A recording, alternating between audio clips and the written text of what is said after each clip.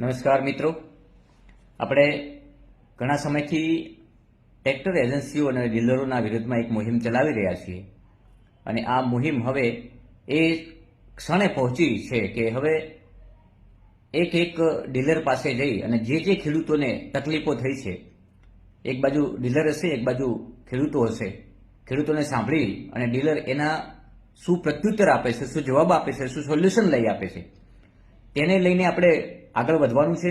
એટલે મારા જેટલા પણ ખેડૂત મિત્રો છે, જેટલાએ મને ફરિયાદ કરી છે મારા સુધી, જેમને ટેલિફોનિક રીતે સંપર્કમાં છે, જેમને મને પુરાવા આપ્યા છે, આ બધા જ મારા જગતના તાત મારા ખેડૂતોને નમ્ર વિનંતી છે કે આવો આપણે સાથે મળીને નક્કી કરીએ કે ક્યારે જવું. પરંતુ સૌ પ્રથમ જેમ કે શરૂઆત આપણે આઈસર ટ્રેક્ટર એજન્સીના ડીલર લાલજીભાઈ એમના વિરુદ્ધમાં સૌથી વધારે મારી પાસે પુરાવા પણ છે અને એમના વિરુદ્ધમાં સૌથી વધારે ખેડૂતોને પજવણી કરી હોય તો એમનું નામ મોખરે છે. સાથે સાથે મેં જેમ કહ્યું એમ કે ઘણી બધી એજન્સીઓ, માત્ર આઈસર નહીં પરંતુ એની સાથેની દિયોદરની જેટલી પણ એજન્સીઓ છે, તો ફાર્માટેક પણ આવે છે, એમના પણ ઘણા બધા મારી પાસે પુરાવા આવ્યા છે, ફરિયાદો પણ આવી છે. મહિન્દ્રા ટ્રેક્ટર એજન્સીની મેં શરૂઆત કરી હતી તો એમના પણ મારી પાસે ઘણા બધા પુરાવા આવ્યા છે. સ્વરાજ ટ્રેક્ટર એજન્સીની શરૂઆત કરી હતી તો એમના વિરુદ્ધમાં પણ, એટલે બધા જ જોન ડિયર ટ્રેક્ટર છે, ન્યૂ હોલેન્ડ છે, સોનાલિકા છે, પછી ફાર્માટેક છે અને મેસી ટ્રેક્ટર, આ બધી જ જે હું નામ બોલું છું બધાના મારી પાસે પુરાવા પણ છે અને બધાના વિરોધમાં ખેડૂતો મારી પડખે પણ છે. અને હું ખેડૂતોની પડખે રહેવા એટલા માટે માંગુ છું કે ખેડૂતનો દીકરો છું, ખેડૂતો સાથે અન્યાય જ્યાં જ્યાં થયો છે ત્યાં સૌથી તત્પર અને સૌથી તૈયાર હું રહ્યો છું. મારી પાસે શરૂઆતમાં ઘણી બધી ફરિયાદો આવી આ બાબતમાં. આજે પણ આના વિરુદ્ધમાં ખેડૂત કઈ રીતે લૂંટાઈ રહ્યો છે તેના વિશે મારી પાસે ફરિયાદો આવતી રહે છે. પરંતુ હવે લોકો ઘણા બધા આતુરતાથી રાહ જોઈ રહ્યા છે કે આ શું થશે, કેવી રીતે પર્દાફાશ થશે, કેવી રીતે કૌભાંડ બહાર નીકળશે. મારો પ્રથમ પ્રયાસ એ રહેશે કે મારા સુધી જે પણ ખેડૂતોની ફરિયાદ આવી છે, જે ખેડૂતોના પુરાવા આવ્યા છે, એમને હું ન્યાય કઈ રીતે અપાવી શકું. જ્યારે એમને સોલ્યુશન આવે ત્યારે જ કહી શકાય સાચા અર્થમાં કે મેં એમને ન્યાય અપાવ્યો. પછી એ ટ્રેક્ટર એજન્સીના ડીલર જે છે એમની વિરુદ્ધમાં મારે હાઈકોર્ટમાં પિટિશન દાખલ કરવી પડે તપાસ ઊભી કરવા માટે, તો પણ મારી તૈયારી છે. સાથે એ જે લોકોએ મને પુરાવા આપ્યા છે, જે ખેડૂતોએ જેને જે એજન્સીમાંથી ટ્રેક્ટરો છોડાવ્યા છે, એમને મને એમના વિરુદ્ધમાં ફરિયાદો કરી છે, તો એ મારી પાસે તમામ રેકોર્ડ પુરાવા સાથે છે અને બધાના ઇન્ટરવ્યુ પણ મારી પાસે છે. સૌથી વધારે આઈસર ટ્રેક્ટરના લાલજીભાઈથી આપણે શરૂઆત કરવી છે.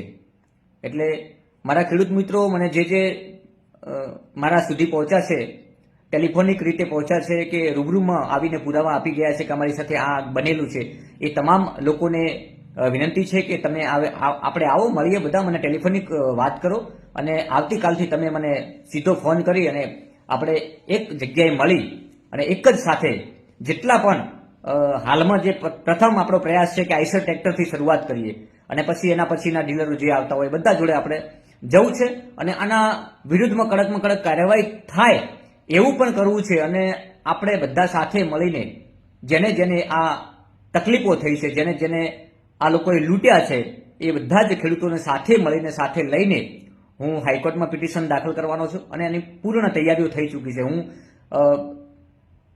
માત્ર વિડીયોના માધ્યમથી એ લોકોને જાગૃત કરવું એવું નથી. હું મારી અંડરગ્રાઉન્ડ જે મહેનત છે એની પાછળ હું શું કરી શકું તો આ લોકોનો પર્દાફાશ થાય, શું કરી શકું તો આ લોકોનું કૌભાંડ બહાર આવે, કેવા પ્રકારનું આ લોકો કૌભાંડ આચરી રહ્યા છે, એક ટ્રેક્ટરની પાછળ ખેડૂતો પાસેથી આ કેવા પ્રકારની કમાણી કરે છે, આ બધી જ તૈયારીઓ હું પેપરમાં કરી રહ્યો છું. અને વિડીયોના માધ્યમથી હું એ ખેડૂતોને જગાડવા માંગુ છું કે હજુ પણ આવો મારી સાથે, હું તમને ન્યાય અપાવીશ. મારામાં કુદરતે મને એટલી તો શક્તિ આપી છે કે જગતના તાતને મારી જરૂર પડી છે, હું ખડે પગે રહ્યો છું, સૌથી પહેલા રહ્યો છું અને ભવિષ્યમાં પણ રહેવાનો છું. એટલે કોઈ કદાચ વિડીયોના માધ્યમથી ઘણા કમેન્ટ કરતા હોય છે, નેગેટિવ કમેન્ટ કરતા હોય છે, આક્ષેપો કરતા હોય છે, પરંતુ એવું કંઈ જ છે નહીં. એવું હું ક્યારેય વિચારી પણ ના શકું. જ્યારે ખેડૂતના હિતની વાત કરતો હોઉં, ખેડૂતને ન્યાય અપાવવાની વાત કરતો હોઉં, તો હું ખરા તડકે પણ ખેડૂત માટે ઊભો રહેવા માટે તૈયાર છું. 12 કલાક સતત તમારે મને તડકે ઉભો રાખવો હોય તો પણ હું ખેડૂતો માટે ઉભો રહેવા તૈયાર છું. એટલે જ્યાં જ્યાં કહેવાય છે ને કે ખેડૂતોની વેદના મારા સુધી પહોંચે છે તો એ વેદનાને વાચા આપવાનું મેં કામ કર્યું છે. ટૂંક જ સમયમાં, એટલે કે હવે હું દરેક જે મારી પાસે પુરાવા આવ્યા છે, જે લોકો મારા સંપર્કમાં છે એ લોકોનો આવતીકાલથી હું સંપર્ક શરૂ કરીશ અને એ લોકો મારો પણ સંપર્ક કરી શકે છે. આપણે ટૂંક સમયમાં એક નક્કી કરશું તારીખ, એ તારીખથી શરૂઆત કરશું. પહેલી શરૂઆત આપણે આઈસર ટ્રેક્ટરના લાલજીભાઈ પટેલ સાથે હશે. પહેલી મુલાકાત પણ એમની સાથે હશે અને ત્યાંથી આપણે એવા પર્દાફાશો કરવાનું શરૂ કરશું કે હવે ટ્રેક્ટર લેવા જવું તો કઈ રીતે જવું, કોને લઈને જવું, શું લઈને જવું અને કેવા પ્રકારની તૈયારી કરીને જવું, બધું જ મારી પાસે પૂર્ણ નોલેજ છે આ પ્રકારનું કે ખેડૂતોને કઈ જગ્યાએ એક જ ટ્રેક્ટરમાં કેવી પ્રકારની લૂંટ કરી રહ્યા છે. આ તમામ પુરાવા એકઠા કર્યા બાદ હવે આખરી નિર્ણય છે અને આખરી નિર્ણય એ છે કે 1 by 1 એક એજન્સી અને એક ડીલર સાથે જે ફરિયાદી છે મારી પાસે અને જેના પુરાવા છે જેમના વિરોધમાં એ લોકોને મારે મળવું છે અને વિડીયો સાથે મળીશ. હું જ્યારે પણ મળીશ ત્યારે લાઈવમાં મળીશ. કોઈ પણ અંડરગ્રાઉન્ડ નહીં મળું, એ પણ હું બાંયધરી આપું છું મારા ખેડૂત મિત્રોને. મારી પાસે જેના પુરાવા આવ્યા છે બધાના સાથે રહીને આ મારે એક મોટો પર્દાફાશ કરવો છે અને જેની નોંધ મને એવું લાગે છે કે માત્ર દિયોદર અને બનાસકાંઠામાં નહીં પરંતુ સમગ્ર ગુજરાતમાં આના પડઘા પડવાના છે. કારણ કે એજન્સીઓ તો માત્ર દિયોદરમાં નથી, બીજે પણ ઘણી જગ્યાએ મારી પાસે બીજા તાલુકાઓની પણ ફરિયાદો આવી છે, પણ હું શરૂઆત દિયોદરથી કરું છું.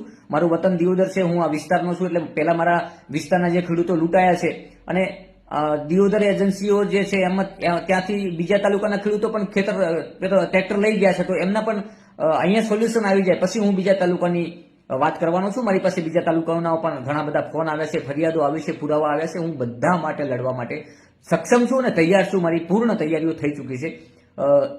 ખાસ મારા ખેડૂતોને વિનંતી છે કે જે લોકોએ મને ફરિયાદ કરી છે, જે લોકોએ મારા સુધી પુરાવા મોકલ્યા છે અને જે લોકોના સાથે આવું બન્યું છે એ તમામ લોકો મારો આવતીકાલથી સંપર્ક કરવાનો ચાલુ કરે, જેથી કરીને આપણે ટૂંક સમયમાં આની શરૂઆત કરીશું. નમસ્કાર.